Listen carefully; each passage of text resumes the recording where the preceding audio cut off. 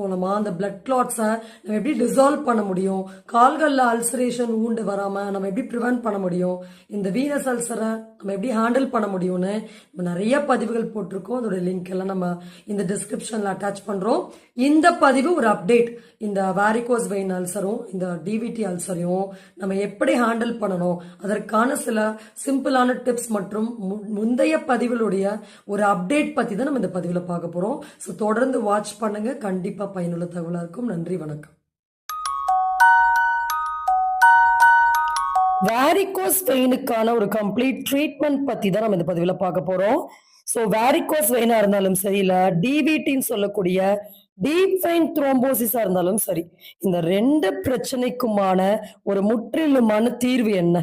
surgery செய்து கொள்ளாமல் எப்படி நம்ம கால்கள்ல ஏற்படக்கூடிய வலிகளை குறைக்க முடியும், கால்கள்ல ரத்த ஓட்டத்தை ஏற்படுத்த முடியும் அப்படின்னு